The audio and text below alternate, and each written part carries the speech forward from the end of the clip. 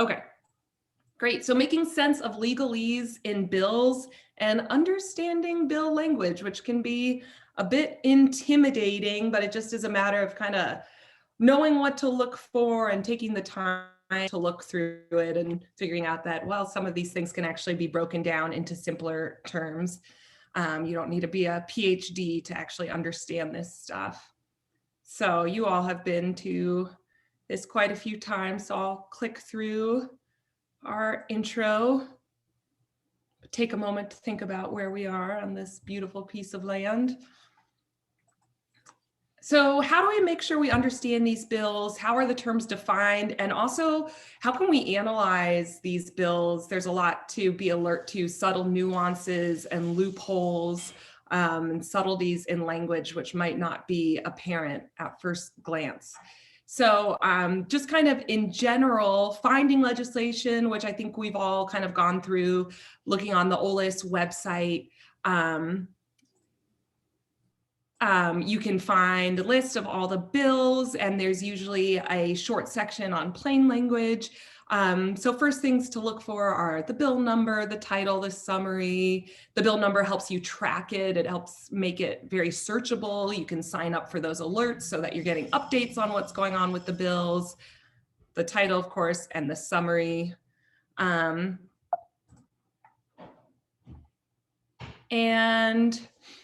yeah, something to think about is that many bills actually amend existing laws instead of creating new ones. So there's some key things to look for, and I'll show an example of a bill, but a lot of times there's kind of ways that language is noted, whether something is being added or removed. It's not often a law from scratch. Always make sure that you're looking at the latest version of the bill. It changes as it moves its way through. So just keep checking the website, don't just download the PDF of the bill and kind of think that's the final version. You'll have to kind of keep tracking it as it's moving through. Check the sponsors and co-sponsors, and just knowing who's backing the bill will kind of help you develop a strategy around it.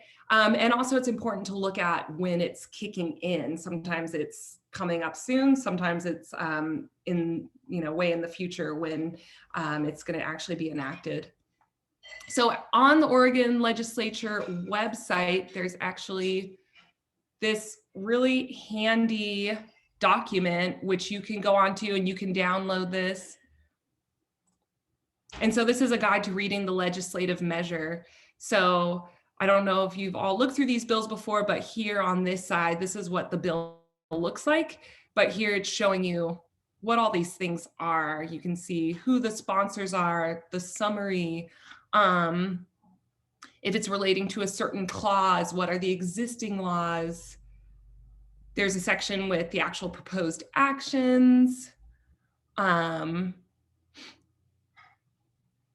you can see like what the italics denote versus boldface. So if you're looking at a bill on the website, you could keep this open in another window and just sort of, refer back to it to just know what all these shorthand and different fonts mean. And then scrolling down, there's also a lot of definitions. So, the LC, legislative concept number, effective date, emergency clause, sunset clause. And then this is really helpful too. So the different types of measures, because we have bills and memorials and resolutions and joint resolutions, and they can get confusing because there's so many different kinds. So I think just having this document at the ready will really help just make sure that when you're going through your bill document or whatever the legislative piece is, that you can really understand it. And then we have types of laws. So I'm not going to read all these out loud, but I just want you to know that this resource is here. And then this abridged glossary. So reminders on what exactly an amendment is, these different roles, chief clerk of the House, committee assistants. So very helpful in just kind of getting a general picture of what's going on, all the moving parts and pieces and people around a law. Oh. So, Anna, can you drop that link in the chat? yes.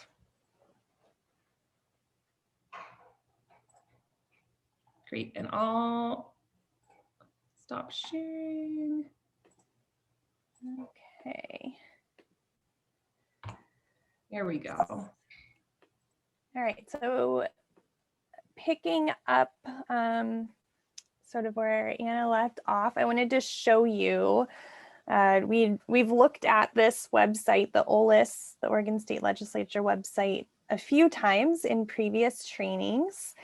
But this is the page for the bag ban from the 2019 session. And so remember, I was noting to always make sure you check what session you're in, especially if you're using the main search function on the home page, because it can pull up things from older sessions. But I wanted to use the bag ban since it's something that has already passed. And so there's a lot of content in the page for House Bill 2509 from the 2019 session. If you need a refresher on how to navigate this website, you can watch the training from Tuesday about tracking bills and ordinances. And stay tuned for the blog post and the recording from that. But here's the text. And so introduced is just how it sounds. That's how the bill was introduced, the original text of it. And then there are a bunch of amendments. And so when Anna was saying, make sure you're looking at the current version of a bill, it should be the bottom one, the one at the end of this text list. And enrolled is the final version of it. So again, this is from a previous session that had already passed it. And this has all the sponsor information and the summary. So hopping into, sorry, my Zoom controls are blocking navigation. All right, so this is House Bill 2509 from the 2019 regular session. You can see the session up here. So this is Oregon's bag ban. Anna went through the anatomy, but just going through a bill to kind of look at some of the really important parts. And oftentimes the definitions are the most important part of a bill, because that's where loopholes can be found. And this is getting to what Dia started alluding to in our last session. So when you're looking at bags, which is what this bill was, it's really important to define everything that's being used in the bill. And this can be super tricky. And a big example of this is right now, legally, stores are using reusable plastic bags that are a certain thickness. And that is a really tricky thing to define in the bill, because if you think about all of the different reusable bags that you have, a lot of them are actually made out of plastic. Oftentimes those, like the cheaper ones that are given out for free, that's actually plastic. There's the REI bags that are like super sort of durable and stand up on their own. Those are made out of plastic. So trying to define a reusable bag while also banning plastic bags, but not banning the reusable plastic bags that are more durable, that some can be machine washable, is a really tricky thing. And so what ended up happening with the definitions in this law is that those reusable plastic bags that stores like Target and Walmart are now using that meet the minimum thickness requirements, those actually are legal. And so there's also right now currently an amendment to this bill, House Bill 2509, to redefine paper bags to include other fibers besides tree fiber, like straw.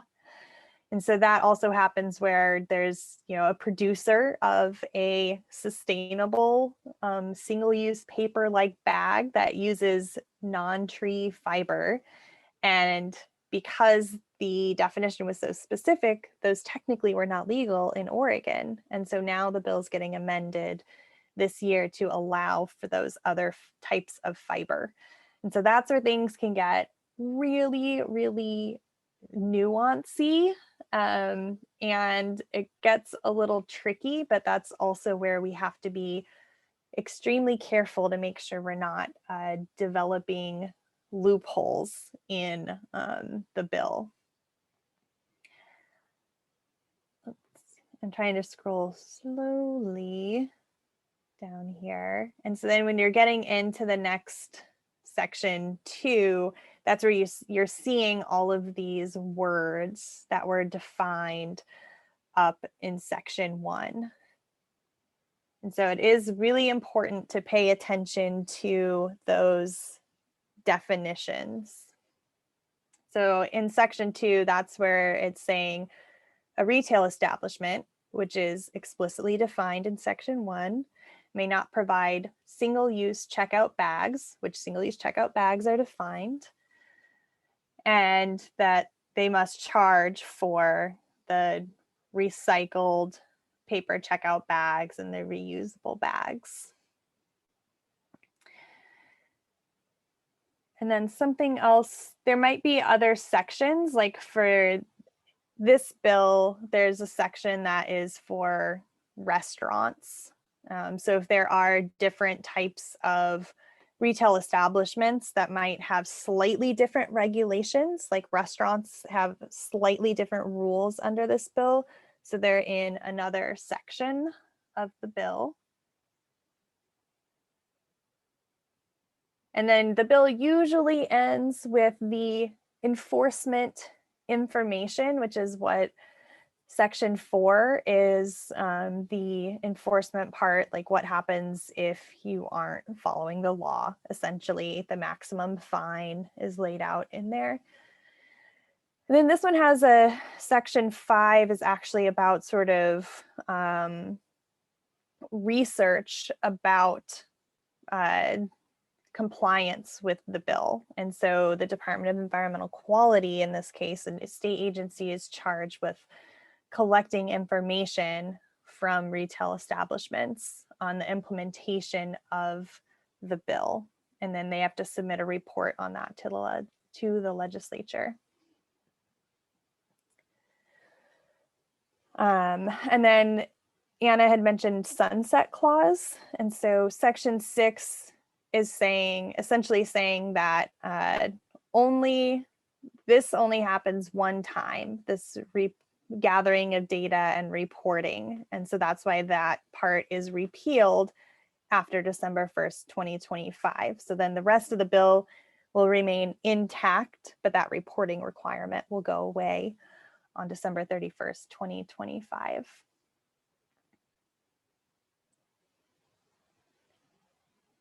And let's see. Oh yes, I skipped over this part of section 3, so I'm going to jump back there. Is anyone familiar with what preemption is? So preemption is when like a state makes it essentially illegal for a local municipality to pass a law about something. Sometimes, like with the straw bill that was passed in 2019, that straw bill was actually proposed by the plastics industry, and we called it a wolf in sheep's clothing. While it does make it so that straws can only be offered upon request, the real meat and the real goal behind that bill was to make it illegal for cities and counties to ban straws. And so we call that preemption, when the state is passing a law that makes it so that local municipalities cannot have a different regulation. And there are varying degrees of that. So in House Bill 2509, the bag ban, you'll see that local municipalities, I'm looking at section 3, subsection 1 right here. Local municipalities are able to have their own ordinance if it exactly matches House Bill 2509. They can amend, if they already have an ordinance, they can amend their ordinance to bring it up to be at least as strict as the state law. And it also allows them to have a higher fee than 5 cents on paper and reusable bags. So sometimes what that can do is set, like the state law is setting the floor. So that 5 cent fee is the floor. And, you know, the city of Portland could choose to have a 25-cent fee on paper bags, as long as it's not less than 5 cents. Are y'all still with me? Are there any questions? All right.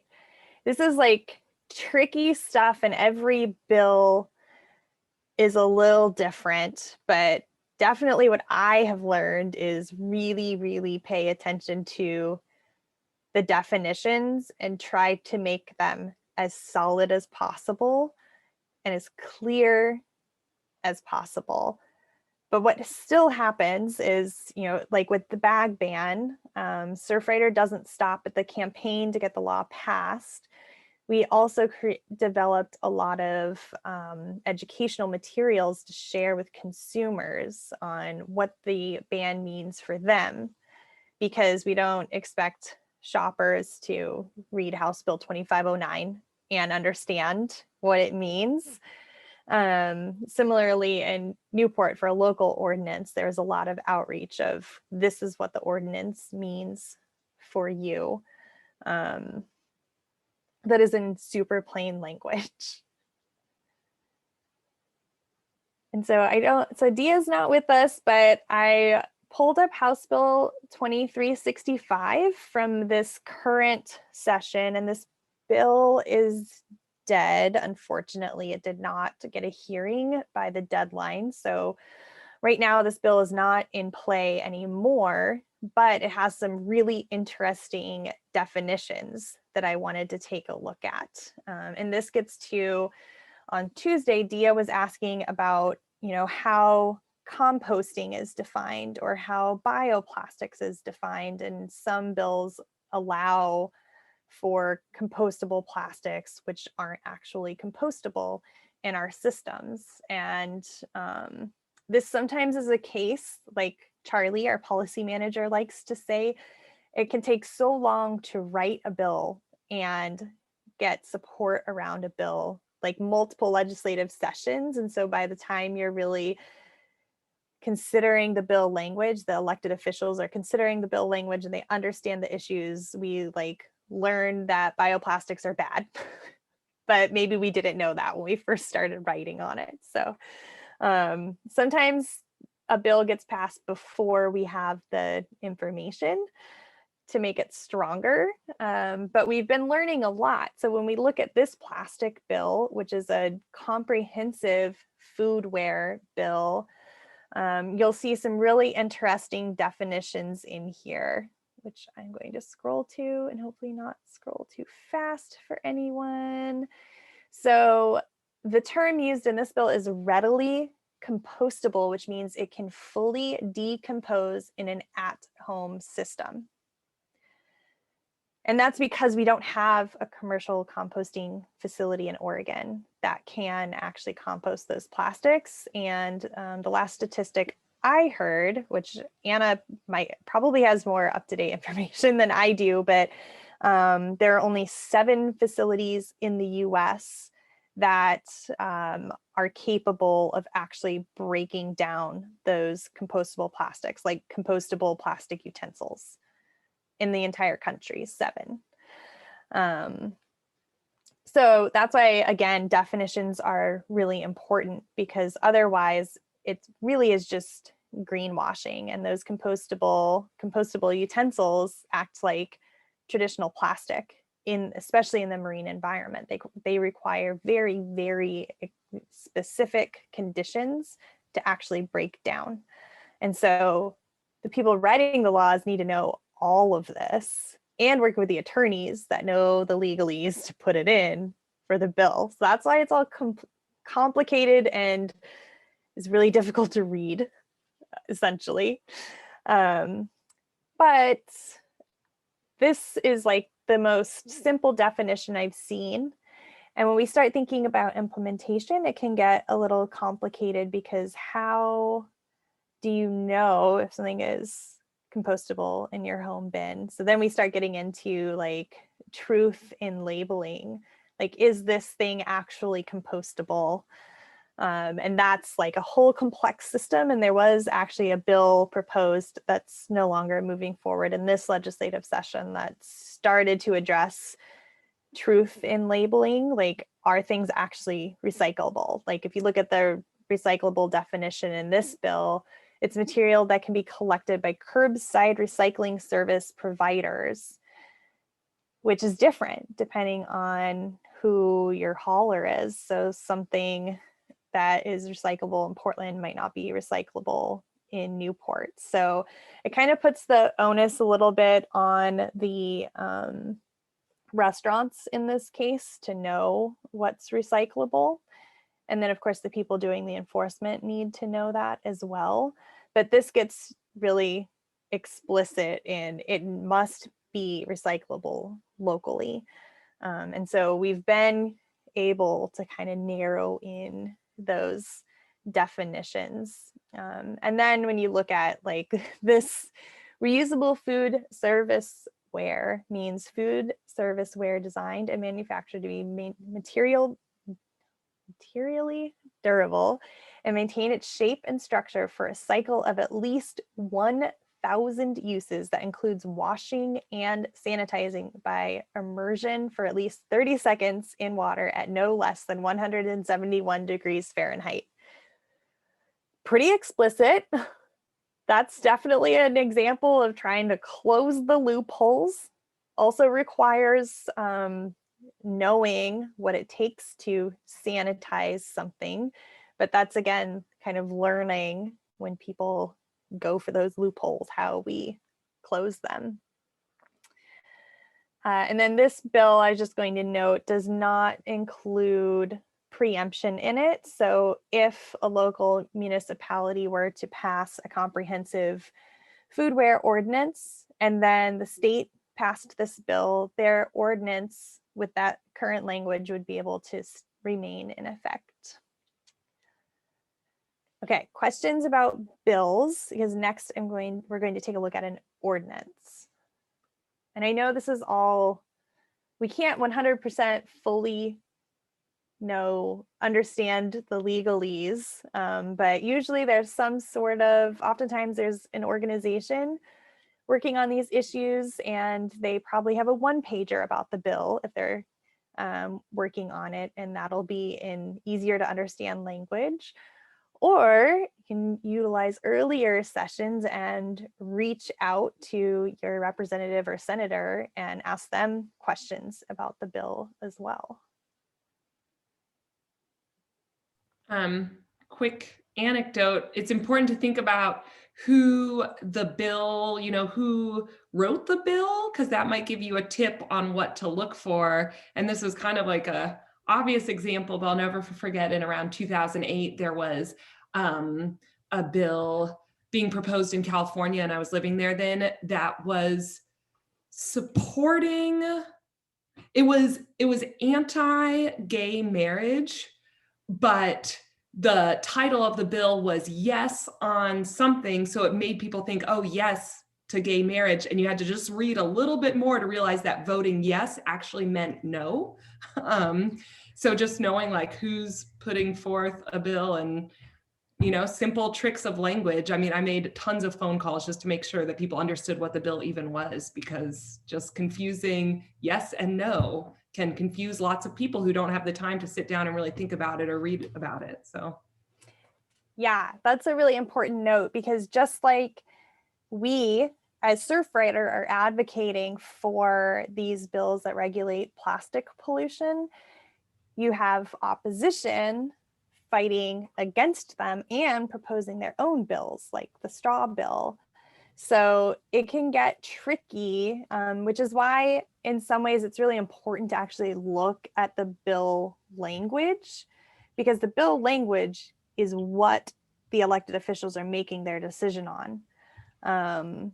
They're not making their decision on like how Surfrider is selling it, or how the language we're using, or the language that Coca-Cola is using for a bill. They're looking at this bill language. That's what is going to ultimately become law. And so that's why it can be really important to actually look at the bill language and not just read what other people are saying about it. I think, yeah, with like the plastics industry, they might be using more language about what the consumer should be doing and kind of putting the burden on the consumer. Whereas really we should be looking upstream at the materials that are being produced and the corporations producing them and putting the laws more there. So something to keep in mind too.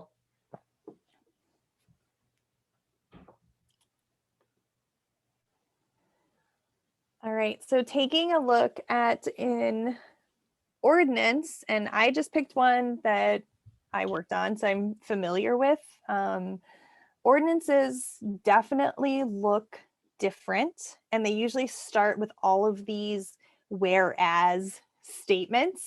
And essentially the whereas statements are like the reasoning behind why the city was pursuing this bill. So you can see in here reference to another community plan, the 2040 vision plan, which has information about how the city wants to preserve and enjoy the environment, costs associated with recycling, just kind of all of the reasons why they're pursuing this ordinance. And then you get down after the whereas into section 1, all of those sections, similar to what was in a bill, although I find ordinances a little easier to read, and they have this nice sort of table of contents at the beginning that you can see. So there's more like purpose statement, and then we get into the definitions, which we've already gone through the definitions. And this one, this ordinance is fairly similar to the definitions that were used in the statewide bill.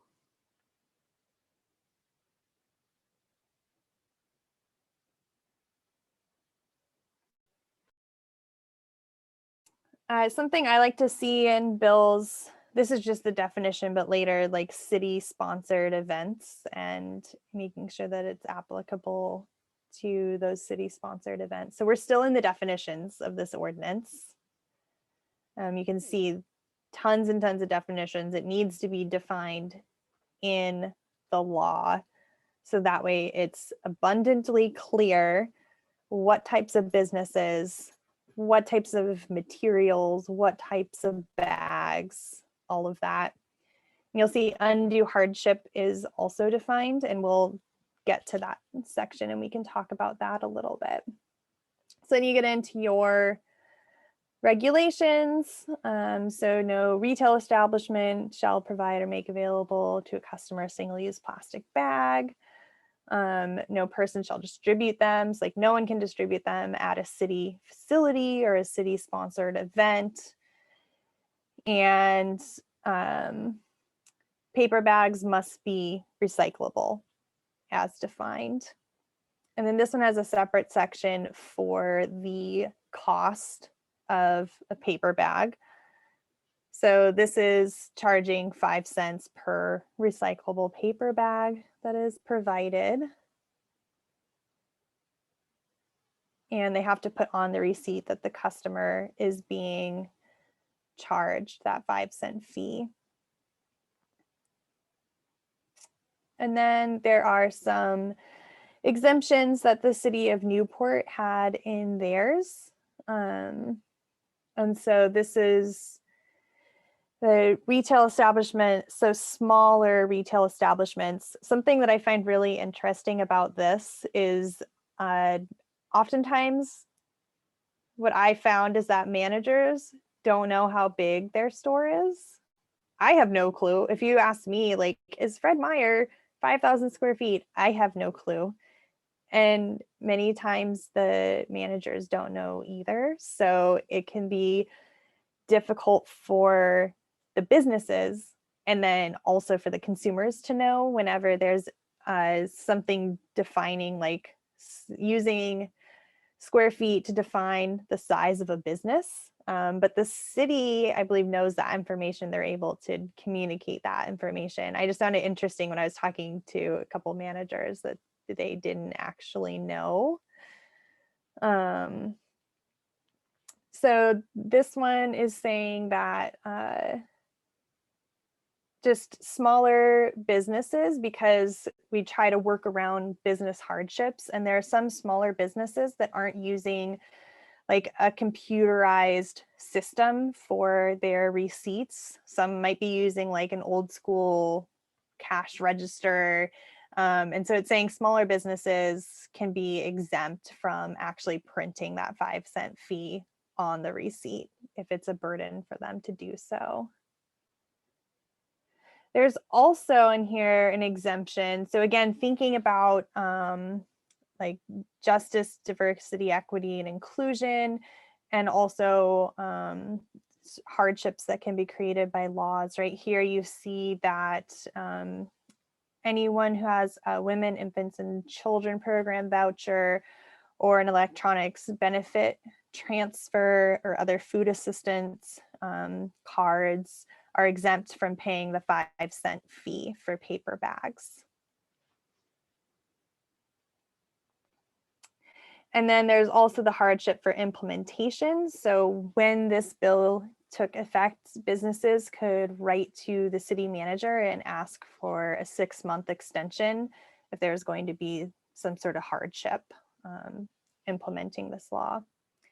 And then of course, there's the violation and penalty information and the effective date. And so sometimes the effective date is very soon after an ordinance is signed. Sometimes the effective date is longer. So the comprehensive foodware ban, that was the state bill that was proposed, for example, because there's been a lot of restaurant hardship due to the pandemic. That one, even though it was in the 2020 session, wouldn't have taken effect until 2023 to give businesses adequate time to get ready to be able to comply with that law. And so that's something that elected bodies do have control over, is that effective date. Typically it's like, what we see is it's starting like the first of the following year for bills, but for ordinances, it's really whatever the city wants to do. And then of course they'll have public comment during the hearings and might choose to change that. But this one was passed, so you can see this is the final version of the ordinance that actually has all of the signatures, has the mayor's signature, and shows that it passed by a vote of 5-2 and when it was actually signed.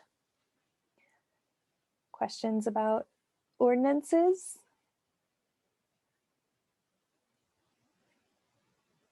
Is there any like a bill or an ordinance that you're curious about that we can take a look at and try to, if anyone has anything, we can pull something up and try to work through it together?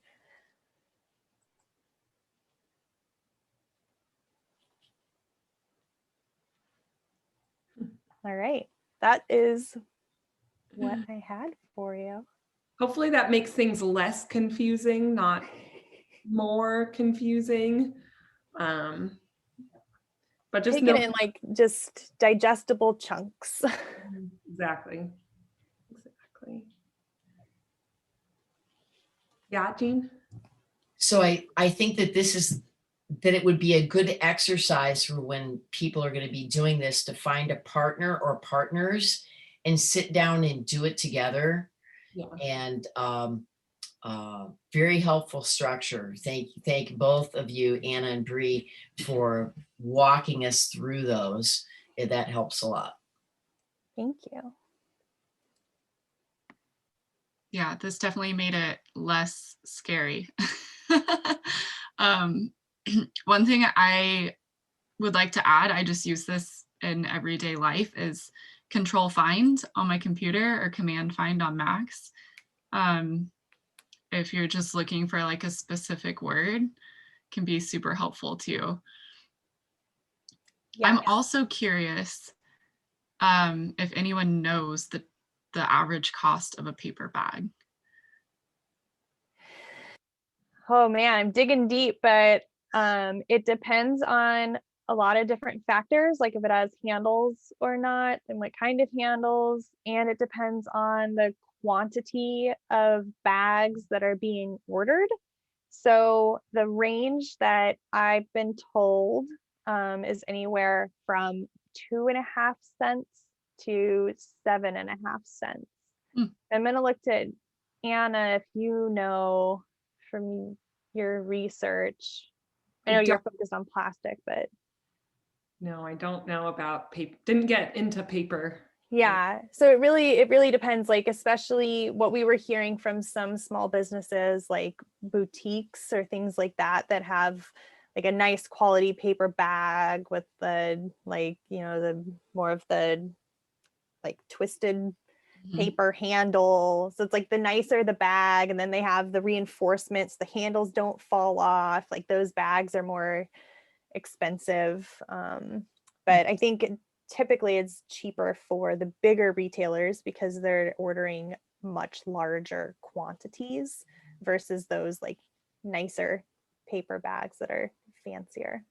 Mhm. But a business could just choose to charge for paper bags. That's something that they can do as a business. So even if the law says 5 cents, but they're using a super fancy paper bag, they could charge 10 cents if they wanted. Interesting. Just a random thought I had while we were talking about bags. Yeah. Yeah, it's just like, I mean, there are businesses, there are restaurants that charge like a 50-cent takeout fee because you are using more materials from them. And they just are choosing to do that as part of their business model to recover costs.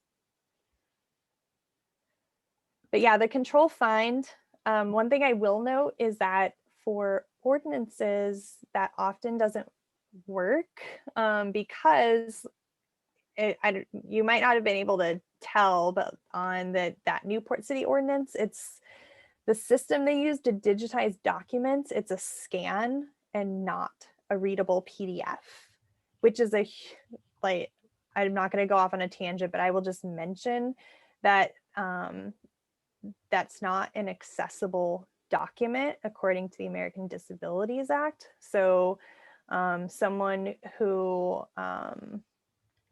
is seeing impaired wouldn't be able to use their software to read that ordinance because it's scanned, and so it's not readable by software. And you can't use the find function either on it. And I've asked city and county governments about it, and it's like the software that almost all of them use for all their public records, the problem is with them. And I think there have been requests to deal with it, and you know, some municipalities are working on it more than others. But just an interesting tidbit that if you can't use your find function, then software also can't read that, and it's not accessible. Very interesting. Jean, I love your idea of having reading with a friend. It's almost like a book club, you know, you can the having two sets of eyes. It's like you can bounce ideas off each other. Does this language mean what I think it means? And picking up what the other person might miss. So I think that's a great idea.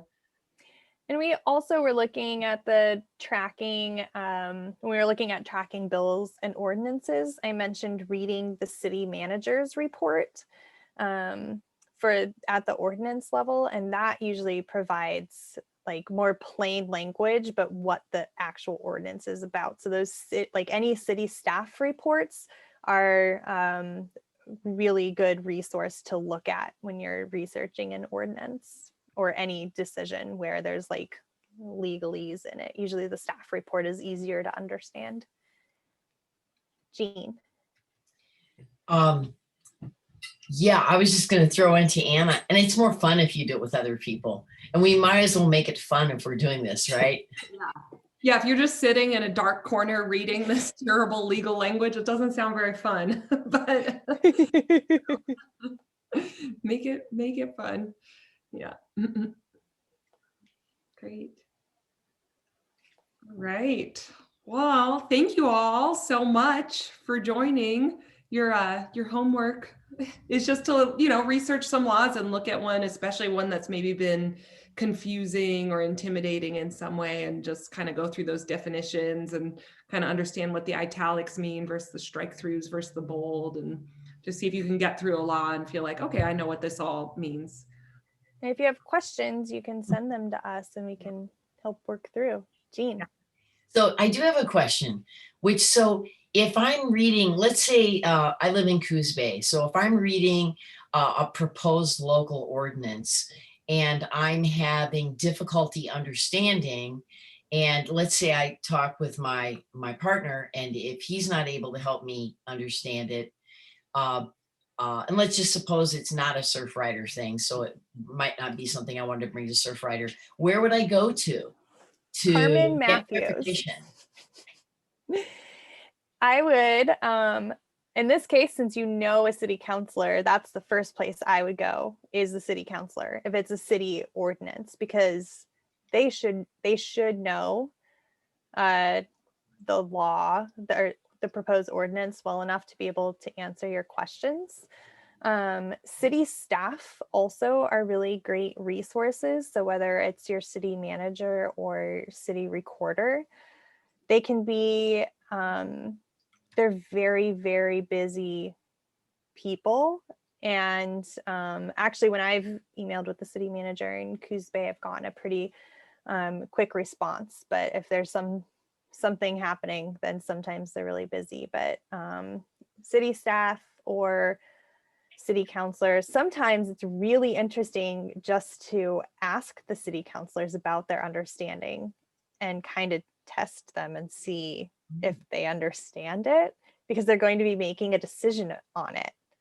So that can also be really interesting. There's a city attorney. I don't usually go like straight to them to ask questions, but the city attorney is reviewing all of these before they're approved, and the city attorney is at the council meetings as well. And the council will sometimes defer to them and ask them questions when they're considering ordinances. So there is the legal eye that's on that as well. So kind of depends on your situation, but if you know a city councilor and you're like friends with them, I would just go there first. They can defer you to city staff and say, oh, I think, the staff have been researching this, and they can answer your specific question better. So it kind of depends on like who's more responsive, and we'll get back to you. And that's going to be different for each city. Thank you. You're welcome.